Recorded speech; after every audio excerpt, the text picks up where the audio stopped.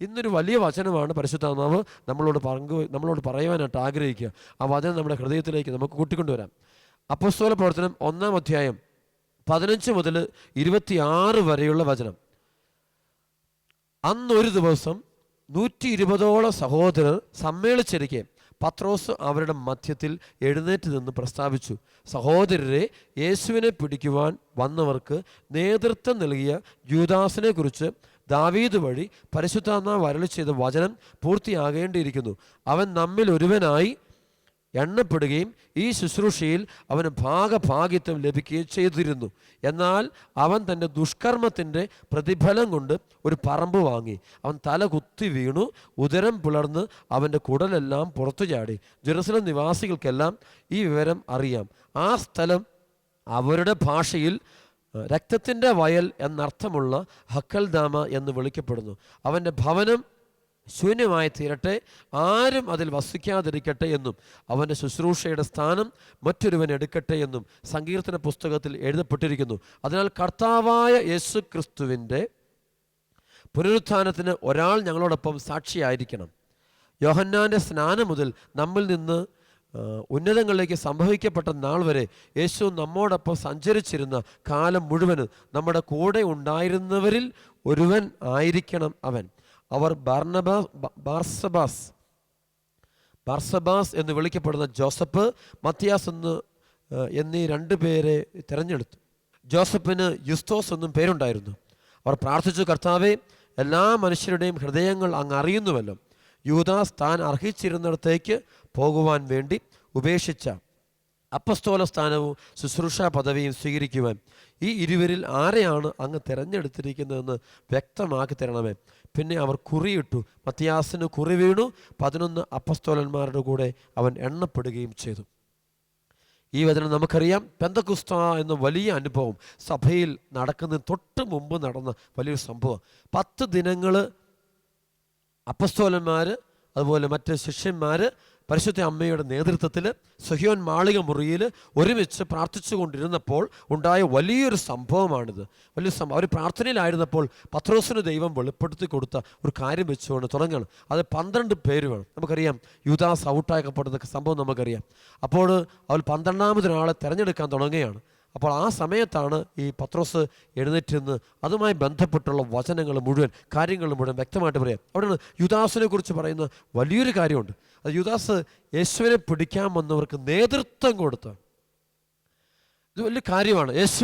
യേശുവിനെ പിടിക്കാൻ വന്നവർക്ക് നേതൃത്വം കൊടുത്ത വ്യക്തിയായിരുന്നു യുദാസ്. പിന്നെ മറ്റൊന്ന് പറയുന്നത്, അവന് ശുശ്രൂഷയിൽ അവന് ഭാഗഭാഗിത്വം കിട്ടിയതാണ്. അവനെയും അപ്പസ്തോലനായിട്ട് തിരഞ്ഞെടുത്തതാണ്. 12 പേരിൽ ഒരുവനായിട്ട് അവനും തിരഞ്ഞെടുക്കപ്പെട്ടവൻ ആയിരുന്നു എന്ന് പറയാം. എന്നാൽ അവൻ തൻ്റെ ദുഷ്കർമ്മത്തിൻ്റെ പ്രതിഫലം കൊണ്ട് ഒരു പറമ്പ് വാങ്ങി.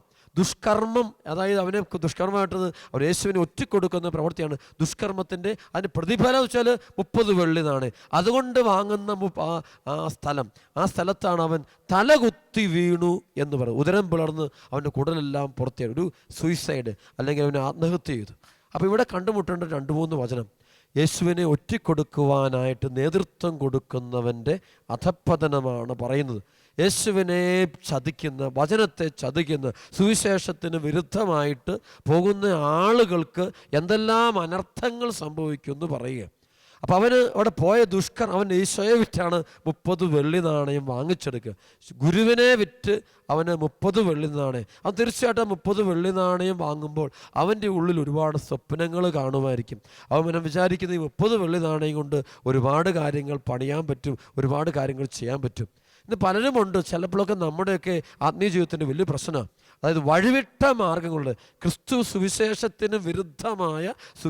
വിരുദ്ധമായ മാർഗങ്ങളിലൂടെ സമ്പാദിക്കുന്ന മുഴുവൻ മക്കളും ഓർത്തോണം, നമ്മുടെ കയ്യിലിരിക്കുന്ന 30 വെള്ളി നാണയം അത് ആരെങ്കിലും കൊന്നോ, ആരെങ്കിലും ചതിച്ചോ, അബോർഷനുകൾ നടത്തിയോ, ആരെങ്കിലും പീഡിപ്പിച്ചോ അപവാദം പറഞ്ഞു വരുത്തിയോ കെട്ടുകഥകൾ ഉണ്ടാക്കിയോ അതല്ലെങ്കിൽ അമിത പലിശയ്ക്ക് പണം വാങ്ങിയോ അല്ലെങ്കിൽ ഉപദ്രവിച്ചൊക്കെ നമ്മൾ പണം ഉണ്ടാക്കിക്കൊണ്ടാണ് അങ്ങനെയുള്ള പണം അത് നിഷ്കളങ്കനെ നശിപ്പിച്ചു കൊണ്ടുണ്ടാക്കുന്ന പണത്തിന് മുഴുവൻ പറയുന്ന പേരിതാണ് യൂദാസിൻ്റെ പണമെന്ന് പറഞ്ഞത്. അല്ലെങ്കിൽ അവന് ഉണ്ടാക്കുന്ന നിഷ്കളങ്കൻ്റെ ചോര കൊണ്ട് വാങ്ങുന്ന പണം, നിഷ്കളങ്കനെ വിറ്റ് ഉണ്ടാക്കിയ പണമാണത്. അങ്ങനെ 30 വെള്ളി നാണയം കൊണ്ടുപോവുകയാണ്. അതുകൊണ്ട് വാങ്ങുന്ന സ്ഥലം. അങ്ങനെ ചിലരെയൊക്കെ സ്ഥലങ്ങളൊക്കെ ചില വീടുകളൊക്കെ അതാണ് ചില പൈശാചിക ബന്ധനങ്ങളൊന്നും ചില കുടുംബങ്ങളൊന്നും വിട്ടുപോകാത്ത. അതുകൊണ്ട് പ്രാർത്ഥിച്ചിട്ടും ബന്ധനങ്ങൾ അഴിയാത്തതിൻ്റെ കാരണം അവിടെ പറമ്പ് അല്ല ഒരു വീട് അല്ല അവിടെ സ്ഥാപനം, ആ സ്ഥാപനത്തിൻ്റെ പിന്നിൽ ഒരു നിഷ്കളങ്കരുടെ ചോരയുണ്ട്. നിഷ്കളങ്കരായ അനേക മക്കളെ നശിപ്പിച്ചുണ്ടാക്കിയ പണമാണ്. ആ പണം കൊണ്ടാണ് പണിതുണ്ടാക്കുന്ന പ്രസ്ഥാനങ്ങൾ, സംഭവങ്ങൾ, എല്ലാ കാര്യങ്ങളും. അപ്പം അങ്ങനെയുള്ളിടത്തൊന്നും ഒരിക്കലും സമാധാനം എന്നത് ഒരിക്കലും കിട്ടത്തില്ല. പ്രാർത്ഥിക്കുമ്പോൾ പോലും കിട്ടാം. ചിലപ്പോൾ നമ്മൾ ധരിച്ചിരിക്കുന്ന സ്വർണ്ണാഭരണങ്ങൾ, വസ്ത്രങ്ങൾ, നമ്മൾ താമസിക്കുന്ന വീടുകൾ, നമ്മുടെ കൃഷിയിടങ്ങൾ, ബിസിനസ് കേന്ദ്രങ്ങൾ, ഇത് മറ്റുള്ളവനെ നശിപ്പിച്ച് നീതിമാനായവനെ, നിഷ്കളങ്കരായവരെ, വിശുദ്ധിയുള്ള ജീവിക്കും അവരൊക്കെ നശിപ്പിച്ചുണ്ടാക്കുന്ന കട്ടെടുത്തുണ്ടാക്കുന്ന പണം, ആ പണമെല്ലാം ചോരയുടെ വിലയാണ്. അനേകം നിഷ്കളങ്കര ചോരയുടെ വിലയാണ്. അങ്ങനെ ഉണ്ടാക്കുന്ന പണമൊക്കെ ഇതിന് തുല്യമാണെന്നാണ് പറഞ്ഞത്. യുദാസിൻ്റെ പറമ്പ് പോലെയാണ്. അത് ശരിക്കും ഒരു ആത്മഹത്യ ചെയ്തവനെ കുഴിച്ചിടാനേ ആ സ്ഥലം കൊള്ളത്തുള്ളൂ എന്ന് പറയുന്നത്. നമുക്കറിയാം 30 വെള്ളി നാണയം യുദാസ് ദേവാലയത്തിൽ വലിച്ചെറിയുന്നുണ്ട്. ഉടനെ അവിടെ നിന്ന് നിയമജ്ഞന്മാർ, ഫരിസയർ, അവർ അല്ലെങ്കിൽ അന്നത്തെ പുരോഹിതർ അവർ പറഞ്ഞു അതെടുത്ത് നേർച്ചപ്പെട്ടിൽ ഇടണ്ടെന്നാണ് പറഞ്ഞത്. നേർച്ചപ്പെട്ടിൽ ഇടണ്ട. അതുകൊണ്ട് ആ പണം കൊണ്ട് അവരൊരു വസ്തു വാങ്ങിച്ച് വിദേശികളായ ആളുകളെ സംസ്കരിക്കുന്നതിന് വേണ്ടി ഒരു സ്ഥലം, പറമ്പ് വാങ്ങിച്ചു, ഒരു സെമിത്തേരിക്കുള്ള പറമ്പ്, അങ്ങനെയുള്ള പണം മേടിച്ച് എന്നിട്ട് അവിടെയാണ് ഇവർ യുദാസിനെ കുഴിച്ചു മൂടുന്ന സംഭവം ഉണ്ടാകുന്നത്. ശരി, അവിടെയാണ് സംഭവം നടക്കുന്നത്. അതുകൊണ്ട് പ്രിയപ്പെട്ട ദൈവമക്കളെ, ശരിക്കും പറഞ്ഞാൽ അതിനെ ഇത് കൊള്ളത്തുള്ളൂ. ശരിക്കും നമ്മൾ മനസ്സിലാക്കേണ്ട ഏറ്റവും വലിയ കാര്യം ഇതാണ്. അനീതിയുടെ വഴിയിലൂടെ, അക്രമങ്ങളിലൂടെ മറ്റുള്ളവരെ ചതിച്ച് പല വിധത്തിൽ നമ്മൾ ചതിച്ച് നമ്മൾ ഉണ്ടാക്കുന്ന പണം അതൊരിക്കലും നമുക്ക് നല്ല കാര്യത്തിന് ഉപകരിക്കില്ല. മക്കളെ വളർത്താൻ കൊള്ളത്തില്ല, ഭാര്യയെ വളർത്തിയെടുക്കാൻ കൊള്ളത്തില്ല, വീട് പണിയാൻ കൊള്ളത്തില്ല, അല്ലെങ്കിൽ ബിസിനസ് വളർത്താൻ കൊള്ളത്തില്ല. അങ്ങനെ വളരുന്ന ബിസിനസ്സുകളൊക്കെയാണ് കുറേ അങ്ങ് വളർന്നതിന് ശേഷം നേരെ തലയും കുത്തി താഴോട്ട് വീണു. അത് പറഞ്ഞത് അവൻ തലയും കുത്തി വീണ്, അവൻ തലകുത്തി വീണു. ആ വാക്ക് ബൈബിളിൽ പ്രത്യേകമുണ്ട്. പരിശുദ്ധ ഓരോ തലകുത്തി വീഴുന്നു. ക്രിസ്തുവിനെ ഒറ്റിക്കൊടുക്കുന്ന ജീവിതങ്ങളൊക്കെ തലകുത്തി വീഴുകയാണ്. ഇത് ഒരുപാട് കുടുംബങ്ങളിൽ അപ്പനമ്മമാരൊക്കെ ചിലപ്പോൾ വിശ്വാസത്തൊക്കെ വിരുദ്ധമായി ജീവിക്കുമ്പോൾ മക്കളൊക്കെ തലകുത്തി വീഴുക, ഒരുപാട് തലകുത്തി വീഴുക, ജീവിതത്തിൽ ഒരുപാട് അനർത്ഥങ്ങൾ സംഭവിക്കുക, എല്ലാം കീഴ്മേൽ മറിയുക, ഇതെല്ലാം നഷ്ടപ്പെട്ടു പോകുക, വിശ്വാസം നഷ്ടപ്പെട്ടു പോകുക. അതിൻ്റെ കാരണം ഇതാണ്, പാപത്തിൻ്റെ വഴികൾ, കള്ളത്തരങ്ങളിലൂടെ നമ്മൾ സമ്പാദിക്കുന്ന ഒന്നും നമ്മൾ നിലനിൽക്കില്ല. തലകുത്തി വീഴും, എന്തേലും ഉയർന്ന തലകുത്തി. അതുകൊണ്ട് നമ്മൾ ഈ വിഷയം വചനം കേട്ടുകൊണ്ടിരിക്കുമ്പോൾ നിങ്ങൾ ചിന്തിക്കുക, നിങ്ങളുടെ സമ്പത്ത്, നിങ്ങളുടെ വീട്, നിങ്ങളുടെ കൃഷിയിടങ്ങൾ, നിങ്ങളുടെ വളർത്തുമൃഗങ്ങൾ, നിങ്ങളുടെ ബിസിനസ് കേന്ദ്രങ്ങൾ, നിങ്ങളുടെ ജോലി, ഇതൊക്കെ തെറ്റായ മാർഗങ്ങളിലൂടെയാണ് നിങ്ങൾ സമ്പാദിച്ചെങ്കിൽ, നിങ്ങളുടെ കസേരകൾ, സ്ഥാനമാനങ്ങൾ, ഇതൊക്കെ നിങ്ങൾ നേടിയെടുത്തത് തെറ്റായ മാർഗങ്ങളിലൂടെ ആണ് എങ്കിൽ അതെല്ലാം തലകുത്തി വീഴും എന്നുള്ള കാര്യം 100% ഉറപ്പാണ്. അതുകൊണ്ട് നമ്മൾ പ്രാർത്ഥിച്ചാൽ ചിലപ്പോൾ മറണമെന്നില്ല. നമ്മൾ നോയമ്പ് ഉപവാസമൊക്കെ എടുത്തുകൊണ്ട് ഓടി നടക്കുന്നത് കാണാൻ പറ്റും. പക്ഷേ നമ്മൾ അടിസ്ഥാനപരമായിട്ട് ആ തിന്മ നമ്മൾ ഉപേക്ഷിക്കണം. നമ്മൾ കള്ളത്തരങ്ങളിലൂടെ, വഞ്ചനയിലൂടെ സമ്പാദിക്കുന്ന മറ്റുള്ളവരെ നശിപ്പിച്ചുകൊണ്ട്, അത് മദ്യ കച്ചവടം, സിഗരറ്റ് കച്ചവടം, അല്ലെങ്കിൽ പാൻപരാഗ കച്ചവടം, മയക്കുമരുന്ന് കച്ചവടങ്ങൾ, ഇതൊക്കെ നടത്തി ഉണ്ടാക്കുന്ന പണം അത് ശവപ്പറമ്പിന് മാത്രമേ ഇത് കൊള്ളത്തുള്ളൂ. അതുകൊണ്ട് ഒരിക്കലും അവിടെ വീട് വെക്കാൻ കൊള്ളത്തില്ല. സമാധാനപൂർണ്ണം നീ നിൻ്റെ ഭാര്യയും മക്കളും ഒരുമിച്ച് ജീവിക്കാൻ പറ്റുന്നൊരു മണ്ണായിരിക്കില്ലത്. അവിടെ നിനക്ക് നല്ല വിശുദ്ധിയുള്ള കുഞ്ഞുങ്ങൾ ജനിക്കില്ല. കാരണം അതിൻ്റെ അടിത്തറ തെറ്റാണത്. വഴിവിട്ട വഴിയിലൂടെയാണ് നീ സമ്പാദിച്ചിരിക്കുന്നത്. തെറ്റായ മഴകളില്ല, ആ കട്ടും മോട്ടിച്ചൊക്കെ ഉണ്ടാക്കുക. അപ്പം ഞാൻ അങ്ങനെ ചെയ്ത് അതുകൊണ്ട് അത് പള്ളി കൊണ്ടിട്ടിരുന്ന കാര്യമൊന്നുമില്ല. അത് പള്ളി കൊണ്ടിട്ട് ഒരു കാര്യമില്ല. ചിലരുണ്ട് കുറച്ച് കള്ളത്തരം കാണിച്ചിട്ട് അവസാനം കുറച്ച് മണം കൊണ്ടുവന്ന് പള്ളി കൊണ്ടുപോയിട്ട് നേർച്ചപ്പെട്ടി കൊണ്ടുപോയിട്ട് പറയും ഞാൻ എല്ലാം നന്നായിട്ട് കൊണ്ടു. ഒരിക്കലും കാര്യമില്ല. ദേവാലയത്തിൽ കൊണ്ടുപോയിട്ടൊരു കാര്യമൊന്നുമില്ല. അവിടെ നമ്മൾ മാപ്പ് പറയുക, ആരെയാണോ ചതിച്ചത്, ആരെയാണോ വഞ്ചിച്ചത്, അവനോട് പോയി ക്ഷമ പറയുക, ക്ഷമ ചോദിക്കുക, അവന് തിരിച്ചു കൊടുക്കേണ്ടത് തിരിച്ചു കൊടുക്കുക. ആ സഹോദരങ്ങളാണ്, സ്വന്തം സഹോദരനെ വഞ്ചിച്ചുണ്ടാക്കുന്ന പ്രോപ്പർട്ടിയാകാം, അല്ലെങ്കിൽ സ്വന്തം സഹോദരിയെ ഉണ്ടാക്കുന്നത്. അപ്പം വേറൊരുത്തിൻ്റെ ഭാര്യയെ നശിപ്പിക്കുമ്പോൾ അതൊക്കെ ചതിച്ചുണ്ടാക്കുന്നു. അങ്ങനെയുള്ളതൊന്നും ഒരു ജീവിതം ഉണ്ടാകില്ല. ആത്മനാശം ഉണ്ടാകും, ഭൗതിക നാശം ഉണ്ട്, രണ്ടും ഉണ്ടാകും. ഒരുപോലെ നഷ്ടങ്ങളെ ഉണ്ടാവുള്ളൂ, അല്ല വേറൊന്നും ഉണ്ടാകില്ല. അതുകൊണ്ട് ജെറമ്യാ പ്രവാചകന്റെ പുസ്തകം 4-ാം അധ്യായത്തിൻ്റെ 19-14 വരെയുള്ള വചനം വായിക്കുമ്പോൾ അവിടെ കാണാൻ പറ്റും, ജെറുസലേമേ, നിന്റെ ഹൃദയത്തിൽ നിന്ന് ദുഷ്ടത കഴുകിക്കളയുക, എന്നാൽ നീ രക്ഷ പ്രാപിക്കും. നിന്റെ ഹൃദയത്തിൽ നിന്ന് ദുഷ്ടത നീ എടുത്ത് കളയുക, നിന്നിലേക്ക് ഈ വളഞ്ഞ വഴികൾ, പാപത്തിൻ്റെ മാർഗ്ഗങ്ങൾ നീ എടുത്ത് കളയുക, എന്നിട്ട് നീ പ്രാർത്ഥിക്കുക. അപ്പോഴാണ് ദൈവം നിന്റെ പ്രാർത്ഥന കേൾക്കാൻ പോകുന്നത്. അല്ലെങ്കിൽ നീ പ്രാർത്ഥിച്ചാൽ ദൈവം മുഖം മറയ്ക്കുമെന്നാണ് പറഞ്ഞത്. അതിന് യെശയ്യാ പ്രവാചകന്റെ പുസ്തകം 1-ാം അധ്യായത്തിൻ്റെ 4 മുതൽ 18 വരെയുള്ള വചനങ്ങൾ, നീണ്ടൊരു ഭാഗങ്ങൾ.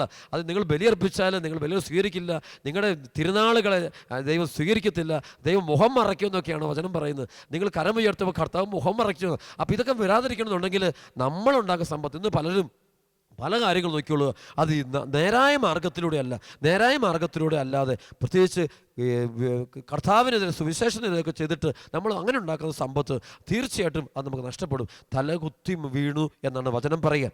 വീണ്ടും വചനം പറയുകയാണ് അടുത്തത്, അവൻ തലകുത്തി വീണു. അതിനുമ്പ് പറയുന്നുണ്ട്, അവൻ നമ്മിലൊരുവനായി എണ്ണപ്പെടുകയും ഈ ശുശ്രൂഷയിൽ അവന് ഭാഗഭാഗിത്വവും ലഭിച്ചിരുന്നു. അവൻ ശരി, അതായത് എല്ലാവരെയും ദൈവം രക്ഷയിലേക്ക് വിളിക്കുന്നുണ്ട്. തമ്പുരാൻ്റെ കൂടെ ആയിരിക്കാൻ എല്ലാവരെയും വിളിക്കുന്നുണ്ട്. 12 അപ്പസ്തോലന്മാരിൽ അവന് എണ്ണപ്പെട്ടവന്, അവനെ അപ്പസ്തോലുണ്ട്. അവിടെ തമ്പുരാനെ മാറ്റി നിർത്തിയെന്നിട്ടൊന്നുമില്ല. ഒരിക്കൽ ദൈവം അവനെ മാറ്റി നിർത്തിയിട്ടില്ല. നീ പാപം ചെയ്തു, തെറ്റ് ചെയ്തു, കുറ്റം ചെയ്തു ഒന്നും അത് മാറ്റി നിർത്തി. പക്ഷെ ഇവൻ തന്നെയാണ് തലകുത്തി വീഴുന്നത്.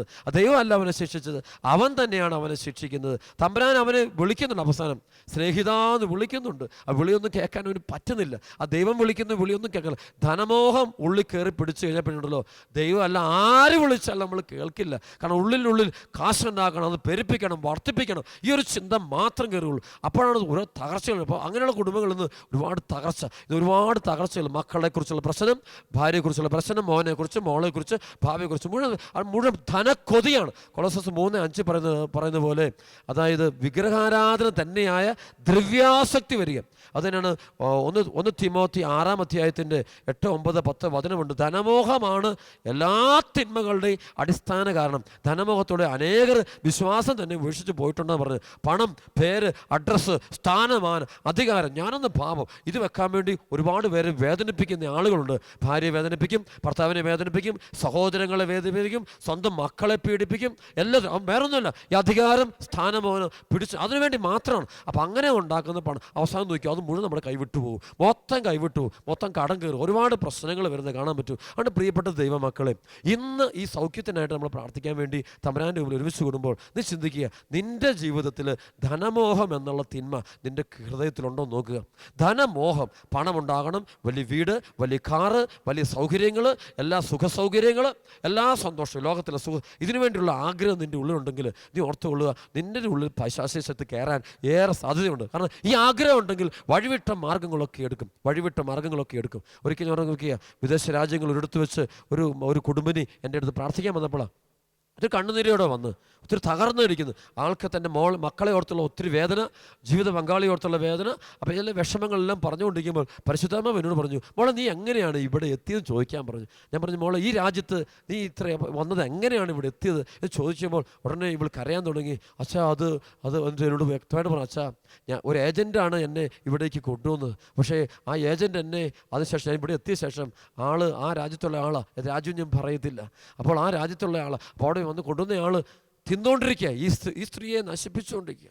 ഈ സ്ത്രീ അതിന് അങ്ങ് കൊടുത്താണ്. അപ്പോൾ ശരിക്കും പറഞ്ഞാൽ ശരീരം വിറ്റാണ് ഈ പണം ഉണ്ടാക്കിയത്. ഇന്ന് 3-4 ലക്ഷം രൂപ ശമ്പളം മാസമുണ്ട്. പക്ഷേ ഈ ഉണ്ടായതിന് മാർഗം തെറ്റായിരുന്നു. തെറ്റായ മാർഗങ്ങളിലൂടെയാണ് ഇതുണ്ടാക്കിയത്. പക്ഷെ ഇന്ന് ഇതെല്ലാം ഉണ്ടാക്കി ഭർത്താവിനെ കൊടുത്തു, പക്ഷേ ഭർത്താവ് സ്നേഹിക്കുന്നില്ല.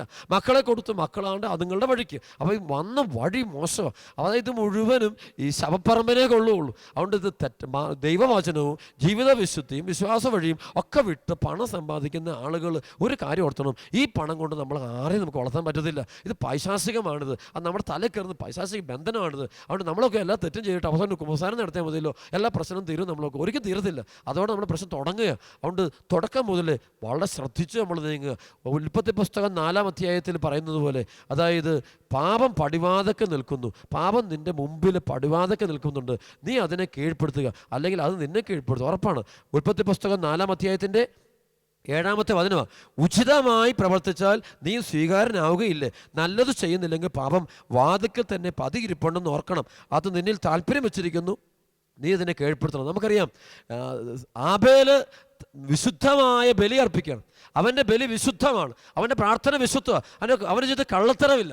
അവൻ്റെ ജീവിതത്തിൽ ദൈവം തന്നതിൻ്റെ ഏറ്റവും നല്ലതെടുത്ത് ദൈവത്തിന് കൊടുക്കുന്നു. അത് മുഖാന്തരം അവന് ഒരുപാട് ബ്ലെസ്സിങ്ങുകൾ, അനുഗ്രഹം കിട്ടുക. അത് കായേനുമുണ്ട്, കൃഷിസ്ഥലമുണ്ട്. പക്ഷേ അവൻ്റെ ഉള്ളിൽ കള്ളത്തരങ്ങളുണ്ട്, വഞ്ചനയുണ്ട്. കള്ളത്തരമുണ്ട്, വഞ്ചനയുണ്ട്. അതുകൊണ്ട് അവൻ്റെ ബലികൾ ദൈവം സ്വീകരിക്കുന്നില്ല. അങ്ങനെ അവസാനം ഒരു പ്രശ്നം ഉണ്ടാകുന്നുണ്ട്. അപ്പോൾ ഇത് അവന് സ്വന്തം സഹോദരനെ ആബേലിനെ കൊല്ലുന്ന സംഭവമുണ്ട്. കൊന്ന ശേഷം പിന്നീട് അവനെ കൊണ്ട് കുഴിച്ചു മൂടിയിട്ട് നടക്കുമ്പോൾ ദൈവം വിളിക്കും, കായൻ കായൻ നിൻ്റെ സഹോദരൻ എവിടെ? അപ്പോൾ എനിക്കറിയില്ല എന്ന് പറഞ്ഞുകൊണ്ട് കൈമലത്തുക. അവൻ കൈമലത്തുക. അപ്പോൾ ദൈവം അവനെ പിടിക്കുന്നുണ്ട്. നീ ചെയ്തതെല്ലാം ഞാൻ അറിഞ്ഞു, മൊത്തം അറിഞ്ഞു, സംഭവം അറിഞ്ഞു. അപ്പോൾ അവന് അതുപോലെ ഇതുമൂലം നീ പോകുന്ന സ്ഥലങ്ങളെല്ലാം അനുഗ്രഹം നഷ്ടപ്പെടാൻ പോവുക, കൃപ നഷ്ടപ്പെടാൻ പോവുക, മൊത്തം പോവുക. അപ്പം പ്രിയപ്പെട്ട ദൈവമക്കളെ, ഈ കായേനെ പോലെ നമ്മളാകാൻ സാധ്യത ഏറെയുണ്ട്. സഹോദരനെ, നീതിമാനായതിനൊക്കെ വഞ്ചിച്ചും തട്ടിച്ചും കൊന്നുമൊക്കെ നമ്മൾ ഉണ്ടാക്കും. ചിലർക്ക് അബോർഷനുകളൊക്കെ ബിസിനസ്സുകളാക്കിക്കൊണ്ടൊക്കെ ചിലരൊക്കെ ഉണ്ടാക്കുന്ന പണം, അതൊന്നും നമ്മുടെ കുടുംബത്തിൽ മക്കൾക്ക് ഗുണം ചെയ്യത്തില്ല. നമുക്കും ചിലത് നമ്മുടെ ആത്മാവും നശിക്കും, ഇതും എല്ലാം പോവും. അവസാനം കുടിയും വലിയും ചതിയും പ്രശ്നങ്ങളും ആയിരിക്കും, നരകതുല്യമായ ജീവിതമായിരിക്കും. അതുകൊണ്ട് ഇത് നമ്മുടെയൊക്കെ ആത്മീയ ജീവിതത്തിൻ്റെ ഏറ്റവും വലിയ പ്രശ്നം ധനമോഹം എന്ന മേഖല. ധനാസക്തി എന്ന തല കയറി പിടിച്ചാൽ അതൊരു മദ്യലഹരി പോലെ. അത് കുടിച്ചാലും തികയില്ല. അതിന് വീണ്ടും വീണ്ടും കിട്ടണം. എത്ര കിട്ടിയാൽ അവൻ ഏത് വഴിയിലൂടെ അവൻ ഉണ്ടാക്കാൻ നോക്കും. ആ പോകുന്ന പോക്കിൽ ഇവനെല്ലാം തകരുക. അവനോർക്കും ഇങ്ങനെയെല്ലാം ഉണ്ടാക്കിയപ്പോൾ എനിക്ക് ഒത്തിരി വളരാൻ പറ്റും, പേരും പെരുമയും പ്രശസ്തിയൊക്കെ എനിക്ക് നേടിയെടുക്കാമെന്ന് കരുതും. പക്ഷേ ഒന്നും നേടിയെടുക്കാൻ പറ്റത്തില്ല. ആദ്യം ഒന്ന് പോകും, പിന്നെ അങ്ങനത്തെ ദുഷ്ടൻ്റെ കാര്യം ബൈബിൾ.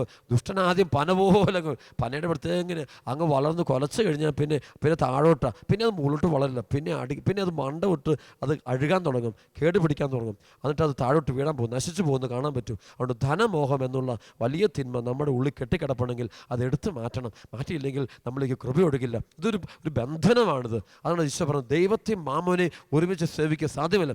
അതുകൊണ്ട് ആത്മീയ ജീവിതത്തിലേക്ക് വരുന്നതിൻ്റെ ഏറ്റവും വലിയ തടസ്സം ഒരുവന് ധനാസക്തിയാണ്. ധനാസക്തി എന്നുള്ള വഴി അത് തല കയറി കഴിഞ്ഞാൽ പിന്നെ അവന് ആത്മീയനാകാൻ പറ്റത്തില്ല, യേശുവിനോട് ചേരാൻ പറ്റത്തില്ല. റോമാലേഖനം 8-ാം അധ്യായത്തിൻ്റെ 5, 6, 7 വചനമുണ്ട്. ആത്മീയമായി ജീവിക്കുന്നവരാകട്ടെ ആത്മീയ കാര്യങ്ങളിൽ മനസ്സ് വെക്കുന്നു, ജഡികമായി ജീവിക്കുന്നവരാകട്ടെ ജഡിക കാര്യങ്ങളിൽ മനസ്സ് വെക്കുന്നു. ജഡിക താല്പര്യങ്ങളിൽ മുഴുകിയിരിക്കുന്ന മനസ്സ് ദൈവത്തിൻ്റെ ശത്രുവാണ്. അതിനൊരിക്കലും ദൈവത്തോട് കീഴ്പ്പെടാനാവില്ല, കൃപയിലേക്ക് വരാൻ പറ്റത്തില്ല. അതുകൊണ്ട് പ്രിയപ്പെട്ട ദൈവമക്കളെ, നമ്മുടെ നിലനിൽപ്പിന് വേണമെങ്കിൽ നമ്മൾ ഈശോയിലേക്ക് വരിക, നമ്മുടെ ഉള്ള അന്ധകാരം എടുത്തു പോകണം. ഇവിടെ യൂദാസിനുണ്ടായ ഒരു അപകടം, ഒരു അനർത്ഥം നമുക്കും ഉണ്ടാകാതിരിക്കാൻ വേണ്ടി ശ്രമിക്കാം. നമുക്കറിയാം സക്കേവൂസിൻ്റെ ചരിത്രം. ഈ സക്കേവൂസിൻ്റെ വീട്ടിൽ ഈശോ കയറി ചെന്നിട്ട് അവനുണ്ടാകുന്ന ഏറ്റവും വലിയ മാനസാന്തരം എന്താ? വഴിവിട്ട മാർഗങ്ങളിലൂടെ ഉണ്ടാക്കിയതാണ് തൻ്റെ സമ്പത്തെന്ന് അവൻ തിരിച്ചറിഞ്ഞിട്ട് അത് മുഴുവൻ 4 ഇരട്ടിയായിട്ട് അവൻ തിരിച്ചു കൊടുക്കാനായിട്ട് അവൻ തയ്യാറായി കഴിഞ്ഞപ്പോൾ ഈശോ പറഞ്ഞത്, ഇന്ന് നിൻ്റെ ഭവനത്തിന് രക്ഷ കൈവന്നിരിക്കുന്നു. അപ്പോൾ ഈ വചനം കേട്ടുകൊണ്ടിരിക്കുമ്പോൾ എൻ്റെ മക്കളെ, നിങ്ങളുടെ ജീവിതത്തിൽ, എൻ്റെ ജീവിതത്തിൽ രക്ഷകൻ്റെ ഇടപെടൽ ഉണ്ടാകണമെങ്കിൽ അല്ലാണ്ടൊന്നുമില്ല. ഈ ഒരു മാനസാന്തരം, വഴിവിട്ട മാർഗങ്ങളുണ്ടായ സമ്പത്ത് മുഴുവനും തിരിച്ചു കൊടുക്കാനായിട്ടുള്ള ആ കൃപ കിട്ടണം. അല്ലായിരുന്നെങ്കിലോ സക്കേവൂസിൻ്റെ വീട്ടിൽ ഈശോ പോയാലൊന്നും സക്കേവൂസ് രക്ഷപ്പെടത്തില്ലായിരുന്നു. സക്കേവൂസ് രക്ഷപ്പെട്ടത് അവൻ്റെ ഉള്ളിൽ അവൻ തെറ്റായ വഴിയിലൂടെ ഉണ്ടായ സമ്പത്ത് മുഴുവൻ എടുത്തു കളഞ്ഞപ്പോഴാണ്. അവിടെ പ്രിയപ്പെട്ട മക്കളെ, ധനം നേടുക എന്നതിനേക്കാൾ ഉപരി ആത്മരക്ഷയ്ക്ക് 1-ാം സ്ഥാനം കൊടുക്കുക, ആത്മാവിൻ്റെ ജീവനെ മുറുകെ പിടിക്കുക. അപ്പോൾ ഈ ഒരു പ്രാർത്ഥനയോടെ നമുക്ക് ഇന്ന് തമ്പുരാൻ്റെ മുമ്പിൽ നിൽക്കാം. ഇന്നത്തെ വിടുതൽ പ്രാർത്ഥന സമയത്ത് അനുദപിക്കുക, കരയുക, വാവിട്ട് കരയുക, കരുണക്കൊന്തയൊക്കെ ചൊല്ലി ഒത്തിരി പ്രാർത്ഥിക്കുക. നന്നായിട്ട് തമ്പുരാനെ രക്ഷിക്കണം പ്രാർത്ഥിക്കുക, രോഗബാധകൾ മാറ്റണം പ്രാർത്ഥിക്കുക, പൈശാചിക ബന്ധനം മാറ്റും. ഇതൊക്കെ മാറും. വഴിവിട്ട വഴികളിലൂടെ നമ്മൾ എടുത്തുണ്ടാക്കിയ സമ്പത്ത് മുഴുവനും നമ്മൾ ത്യജിക്കാൻ നമ്മൾ തയ്യാറാകണം. അത് വലിയൊരു ബലിയർപ്പണമാണ്. അതിനുവേണ്ടി പരിശുദ്ധാത്മാവ് നിറയാതെ പറ്റുമെന്നില്ല. അത് നമുക്ക് കേൾക്കാനും പറ്റും. പരിശുദ്ധാത്മാവ് നിറയാതെ ആവില്ല. അവിടെ കരയുക, തമ്പുരാനെ എന്നിലേക്ക് കടന്നു വരണമെന്ന് പ്രാർത്ഥിക്കുക. ഇന്നത്തെ ഈ ആരാധന സമയത്ത് നിരവധി മക്കൾക്ക് അത്ഭുത രോഗശാന്തികൾ സംഭവിക്കട്ടെ. പ്രത്യേകിച്ച് ഓട്ടിസം, ഹൈപ്പർ ആക്ടിവിറ്റി രോഗം, ക്യാൻസർ രോഗികൾ എല്ലാം ഈ ആരാധന സമയത്ത് സൗഖ്യം പ്രാപിക്കട്ടെ എന്ന് അച്ഛൻ പ്രത്യേകമായിട്ട് പ്രാർത്ഥിക്കുന്നു. ദൈവം നിങ്ങളെ അനുഗ്രഹിക്കട്ടെ. ആമേൻ.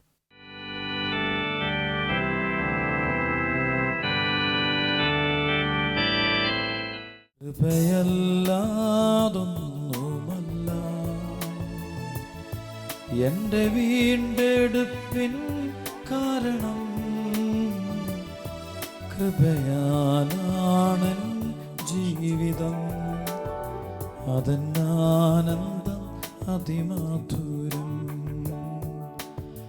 ബലഹീനതയിൽ തികയും ദൈവശക്തിയൻ ആശ്രയമേ. ബലഹീനതയിൽ ദിനവും യേശുവേ ഞാൻ പ്രശംസിച്ചിടും. കൃപയതിമനോഹരം പറയാം.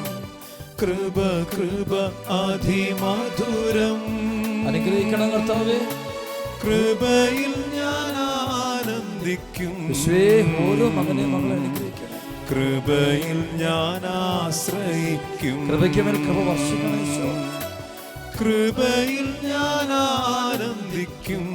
ഉന്നതത്തിന് സൗഖ്യം കൊടുക്കണമേ. കൃപയിൽ ഞാൻ ആശ്രയിക്കും. സൈന്യബഹുത്വത്താൽ രാജാവിന്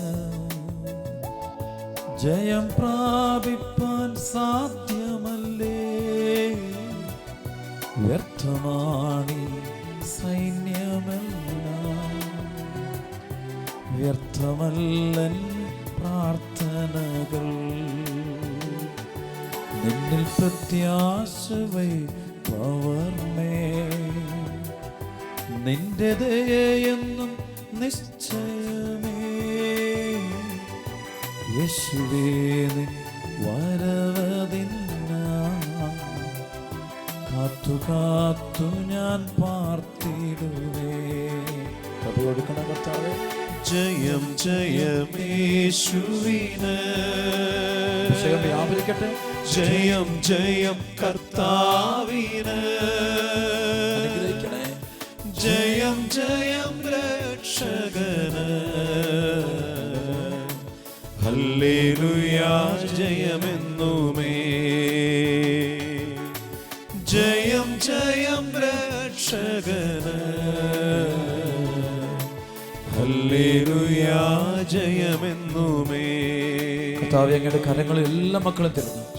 ഓരോ മകന്റെ മകളുടെ വേദനകൾ സമർപ്പിക്കുന്നു, തകർച്ചകൾ സമർപ്പിക്കുന്നു, ബന്ധനങ്ങൾ സമർപ്പിക്കുന്നു, തടസ്സങ്ങൾ സമർപ്പിക്കുന്നു. ശുശ്രൂഷ പങ്കെടുത്തുകൊണ്ടിരിക്കുന്ന ഓരോ മകന്റെ മകളുടെ കുടുംബത്തിലുള്ള തിന്മയുടെ സ്വാധീനങ്ങളെ കൽപ്പിക്കുന്നു, സുനാമത്തിൽ ബന്ധിക്കുന്നു.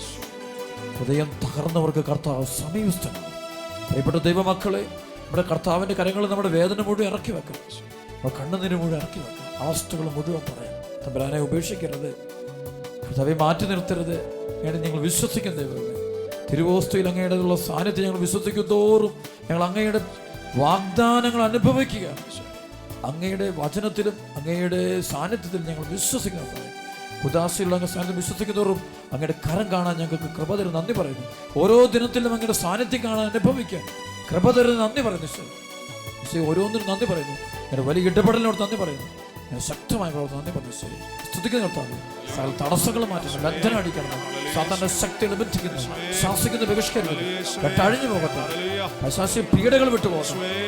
വിശ്വാസത്തോടെ ഈ ശുശ്രൂഷ പങ്കെടുത്തുകൊണ്ടിരിക്കുന്ന മുഴുവൻ മക്കൾക്കും ദൈവത്തിന്റെ വചനത്തിലുള്ള വിശ്വാസം കൊണ്ട് നിറയട്ടെ, അഴിഞ്ഞു പോകട്ടെ, തടസ്സം മാറട്ടെ. 10,000 ലക്ഷക്കണക്കിന് മക്കള് ദൈവത്തിന്റെ മഹത്വം അനുഭവിക്കാൻ ഇടയാകട്ടെ, മഹത്വം അറിയട്ടെ, അനുഭവിക്കട്ടെ. Hallelujah, hallelujah. സ്തുതിക്കുന്ന ആരാധന, ആരാധന, സ്തുതിക്കുന്ന നന്ദി പറയുന്നു.